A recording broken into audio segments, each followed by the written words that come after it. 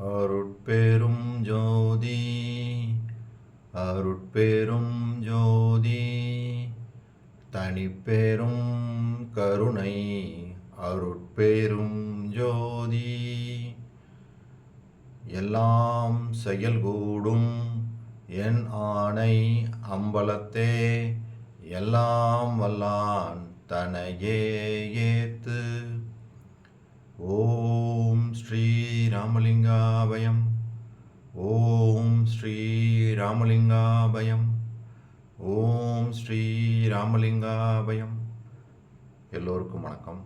இது எனது யூடியூப் சேனலான எல்லாம் செயல்கூடும் வள்ளலார். நான் வள்ளலார் முத்து பேசுகிறேன்.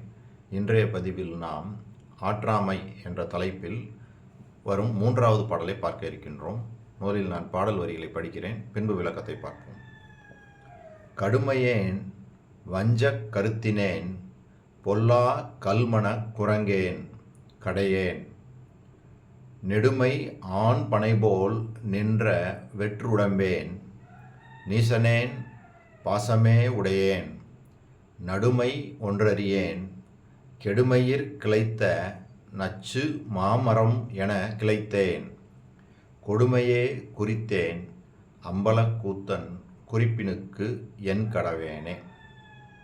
இந்த பாடல் வரிகளில் வள்ளல் பெருமான் என்ன சொல்கிறாங்கன்னா, கடின சித்தம் உடையவனாகவும், அதாவது ஜீவகாருண்ய ஒழுக்கம் சிறிதும் இல்லாதவனாகவும், வஞ்சம் நிறைந்த கருத்தும் பொய் பேசுபவனாகவும், இரக்கம் சிறிதும் இல்லாதவனாகவும், பொல்லாத குரங்கு போல் நிலையின்றி ஓடும் உள்ளமும் பெற்றவனாகவும், நெடிது ஆண் பனைபோல் வளர்ந்த ஈரமில்லாத உடம்பை பெற்றவனாகவும், இழிதன்மையும் ஆசாபாசமும் உடையவனுமாகவும், நீதி உணர்வு சிறிதும் இல்லாதவனாகவும், தீங்காகிய நிலத்தில் விளைந்த நச்சு மரமாக வளர்ந்து பறந்துள்ளவனாகவும், கொடுமைகள் பல செய்து திரிபவனாகவும் இருக்கும் இத்தகைய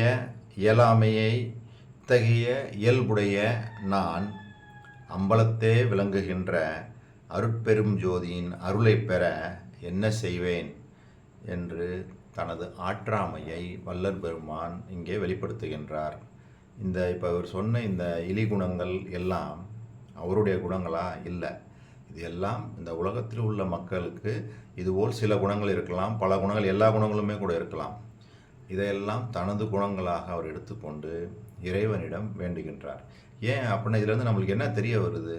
இது மாதிரி குணங்கள் எல்லாம் இருந்ததுன்னா நாம் இறைநிலையை அடைய முடியாது அப்படின்னு தெரியுது. அப்போ இந்த குணங்களை எல்லாம் நாம் போக்கிக் கொள்ளணும். என்னென்ன மாதிரிலாம் போக்கணும்? எந்தெந்த மாதிரி குணங்கள்லாம்? கடின சித்தம் உடையவர்களாக, அதாவது ஜீவகாருண்ய ஒழுக்கம் அற்றவர்களாக இருந்தால் ஜீவகாருண்ய ஒழுக்கத்தில் பழகி அதையே சரியாக கடைபிடித்து வர வேண்டும். சரி, பொய் பேசக்கூடாது, வஞ்சம் நிறைந்த கூட்டம், அந்த கருத்து அதெல்லாம் இருக்கக்கூடாது, இரக்கம் உள்ளவர்களாக இருக்கணும். அப்புறம் பொல்லாத குரங்கு போல் நிலையின்றி ஆடும் உள்ளம், கிளைக்கு கீழே தாகுது பார்த்திங்கன்னா குரங்கு, அது மாதிரி இந்த மனம் ஒவ்வொரு நிமிஷத்துக்கும் ஒவ்வொரு இடமா மாறி மாறி போய்கிட்டு இருக்கு. இந்த மாதிரி இல்லாமல் மனம் அற்ற நிலைக்கு போகணும். அப்போ தான் அந்த இறைநிலை அனுபவமாகும். இதுக்கு சான்றாக நான் அகவல்லேருந்து 2 சிறப்பான பாடல்கள் பாடி அதுக்கு விளக்கத்தை பார்த்து இந்த வீடியோவை நிறைவு செய்வோம். இதை மட்டும் தனியாக பார்ப்போம். அதாவது மனம்தான் இந்த பாடல் வரிகளில் முத்தாய்ப்பாக அவர் சொல்கிறது மனம்தான் ரொம்ப இம்பார்ட்டண்ட்டாக இருக்குது. மற்ற விஷயங்கள் எல்லாம் பொதுவானதாக இருந்தாலும் இந்த மனம்தான் அந்த இறைநிலையை அந்த அற்ற நிலையில் தான் இறைநிலையை நம்ம பெற முடியும் அப்படின்னேவும் தெளிவாக சொல்லியிருக்கிறாங்க. அதை பார்ப்போம். அப்புறம் என்ன சொல்கிறாங்க? நெடிது ஆண் பனை போல் வளர்ந்த ஈரமில்லாத உடம்பு பெற்றவனாக இருக்கின்றேன். அதெல்லாம் இருக்கக்கூடாது. இழிதன்மையும் ஆசாபாசம் உடையவனாகவும், சென்ற பதிவில் பார்த்தோம், பாசங்கள் எல்லாம் கடந்துடணும். பற்றிய பற்றனைத்தையும் பற்றற விட்டு அருள் அம்பலப்பற்றே பற்றுமினோ என்றும் இரவீரேன். இரவாமல் இருக்கணும் அப்படின்னா பந்த பாசங்கள் எல்லாத்தையும் விட்டுறணும். எல்லாம் விட்டால் தான் நம்ம அந்த இறைநிலையை அடைய முடியும். சரி, அப்புறம் நீதி உணர்வு சிறிதும் இல்லாதவனாக இருக்கின்றேன். தீங்காகிய நிலத்தில் விளைந்த நச்சு மரமாக வளர்ந்து பறந்துள்ளேன். கொடுமைகள் பல செய்து திரிபவனாக இருக்கின்றேன். பாருங்கள், இந்த மாதிரி விஷயங்கள் எல்லாம் நீங்கணும். இதெல்லாம் நீங்கினா நாம் கடவுளுடைய அருளை பெறலாம். இதெல்லாம் நீங்கினா தான் ஒவ்வொரு பாடல்லையும் நம்மளுடைய இந்த கொடுமையான, அதாவது தீங்கு விளைவிக்கக்கூடிய இறைவன் நிலையை அடைய முடியாமல் செய்யக்கூடிய அந்த குணங்களை எல்லாம் விட சொல்கிறார். இதைத்தான் இந்த ஆற்றாமை என்ற தலைப்பின் கீழே வரிசையாக பாடல்கள் பாடிக்கிட்டே வர்றாங்க. சரி, இப்போ நான் ஏற்கனவே சொன்னது மாதிரி பொல்லா கல்மன குரங்கேன் அப்படின்னு சொல்கிறாங்க பார்த்தீங்களா. அதாவது குரங்கு போல் கிளைக்கு கிளை இந்த மனம் தாவிக்கொண்டே இருக்குது.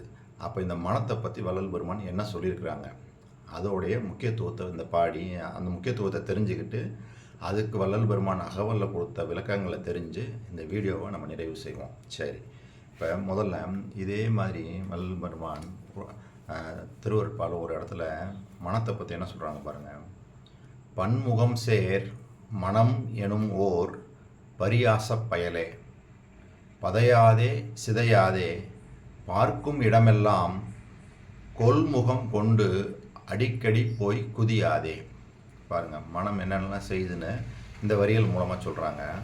மேலும் அகவலில் பாருங்கள், இந்த வரி முதல்ல ஸ்டார்ட் பண்ணும்போதே சொல்லிடுறாங்க. அகவல் வரிகள் 11-12. உரை மனம் கடந்த ஒரு பெரு வெளிமேல் அரைசு செய்து ஓங்கும் அருட்பெரும் ஜோதி. உரைமனம் கடந்த ஒரு பெரு வெளிமேல் அரைசு செய்து ஓங்கும் அருட்பெரும் ஜோதி. அங்கே என்ன பார்த்தோம் அப்படின்னம்னா, நம்ம இந்த உடம்பால் எந்த செயலும் செய்யாமல் கூட ரொம்ப நேரம் இருக்க முடியும், பேசாமல் கூட அமைதியாக இருக்கலாம். ஆனால் இந்த மனம் இருக்குதா, கோடிக்கணக்கான எண்ணங்கள் ஏதோ வருது. சிறு வயசில் உள்ள எண்ணங்கள் வருது, திடீர்னாப்பில் நம்ம வேறு ஒரு ஊருக்கு போன அந்த நிகழ்வு வருது, நண்பர்களுடைய உரையாடின அந்த நிகழ்வு வருது, ஏதேதோ வருது. பலவிதமான எண்ணங்கள் நம்மளுடைய கட்டுப்பாடுகள் இல்லாமல் ஏகப்பட்ட எண்ணங்கள் வருது.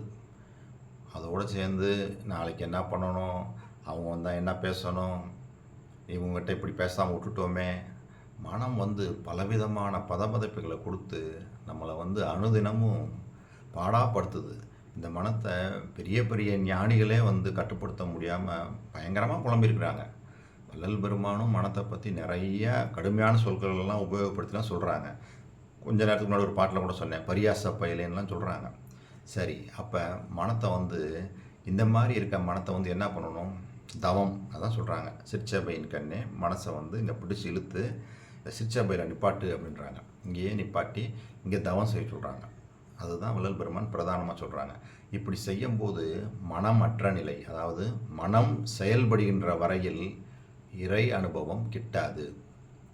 அப்போ இந்த தவம் தான் எல்லாத்துலேயும் சிறந்ததுன்றாங்க. மற்றதெல்லாம் இல்லை, முக்கியம் கிடையாது. இந்த நம்ம மனம் செயல்பாடு அற்று நின்று போனால் அங்கே தோன்றுவது என்னன்னா சூன்யம், அதாவது வெளி. அதைத்தான் அவர் பெருவெளி அப்படின்றாங்க. இந்த அனுபவம் நம்மளுக்கு கிடைக்கணும்.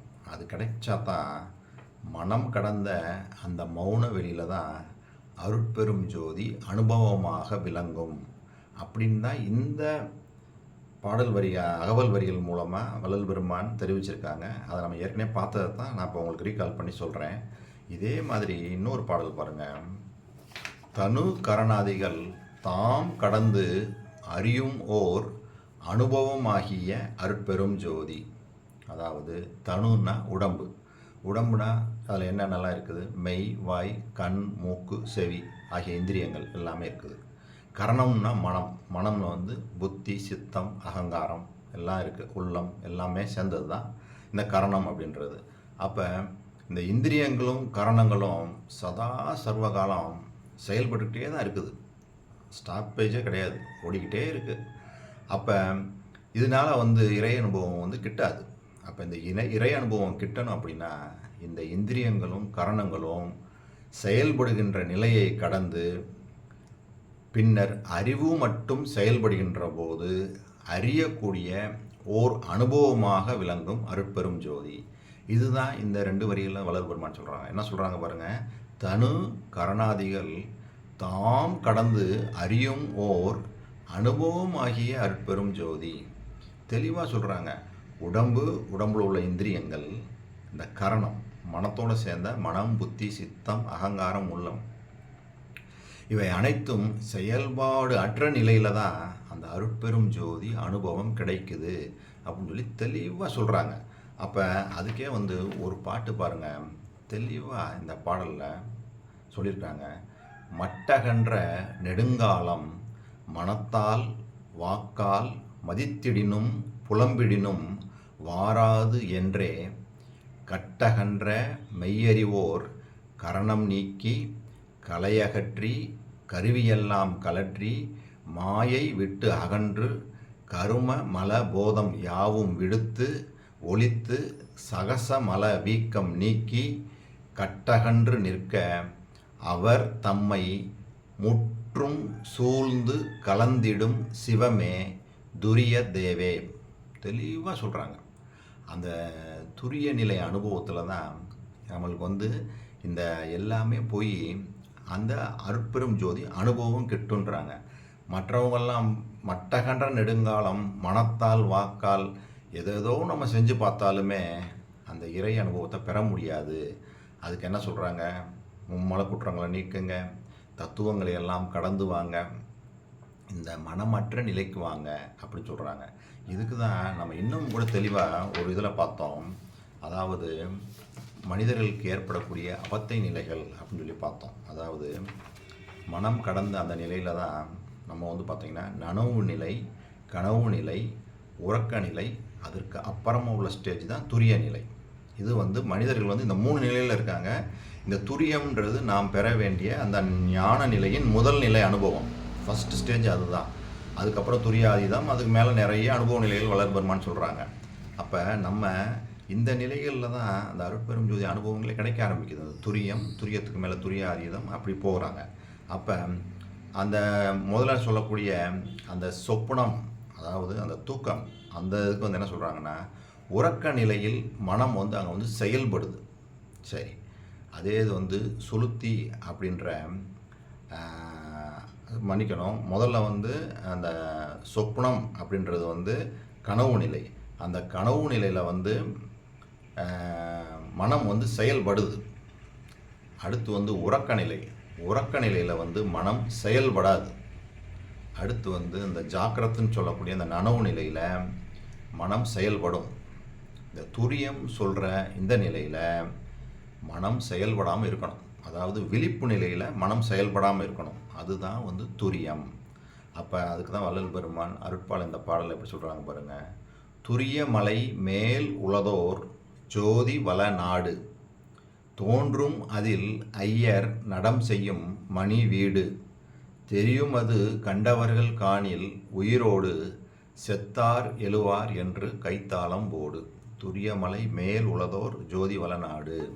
சரி, அப்போ விழிப்பு நிலையில் மனம் செயல்படாது நிற்கும் நிலையே துரியம், அதுதான் தவம். அந்த நிலையில் பெரும் ஜோதி காட்சி தோன்றும். இதே அனுபவத்தை தான் மனம் கடந்த பெருவெளி மேல் அரைசு செய்து அருட்பெரும் ஜோதி ஓங்கும் அப்படின்னே சொல்கிறாங்க. மனம் கடந்த பெருவெளி மேல் அரைசு செய்து ஓங்கும் அருட்பெரும் ஜோதி. அப்போ இதிலேருந்து வள்ளல் பெருமான் எவ்வளோ தெளிவாக விஷயங்கள்லாம் சொல்லியிருக்காங்க பாருங்கள். அந்த மனம் கடந்த நிலையில் தான் அந்த அருட்பெரும் ஜோதி அனுபவமாகும் அப்படின்னு சொல்லி சொல்கிறாங்க. இதிலேருந்து நம்ம தெரிஞ்சுக்கிற வேண்டிய விஷயம், அருட்பெரும் ஜோதி என்பது ஒரு அனுபவம் அப்படின்றத நம்ம தெரிஞ்சுக்கிட்டு இந்த மனமற்ற நிலைக்கு போகிறதுக்கு தான் இந்த துரியம், ஞானத்தின் முதல் நிலை. அதிலிருந்து அந்த அனுபவத்திலேயே பழகி வர அதற்கு மேலே அதையும் கடந்து போகணும். துரியத்தையும் கடந்து துரியாதீதம், அதுக்கு மேலே அப்படியே போய்கிட்டே இருக்கணும். அனுபவ நிலைகள்லாம் நம்மளுக்கு நிறைய கிடச்சி தான் கடைசியில் நம்ம அந்த அருட்பெரும் ஜோதியின் அந்த பூரண நிலை, அந்த அதீதத்துக்கு போக முடியும். ஸோ இந்த சிந்தனையோடு நான் இந்த வீடியோவை நிறைவு செய்கிறேன். மீண்டும் நாளை சந்திப்போம். இதுவரை பொறுமை காத்து எனது வீடியோவை பார்த்த உங்களுக்கு கோடான கோடி நமஸ்காரங்களும் நன்றிகளும். அருட்பெரும் ஜோதி, அருட்பெரும் ஜோதி, தனிப்பெரும் கருணை, அருட்பெரும் ஜோதி.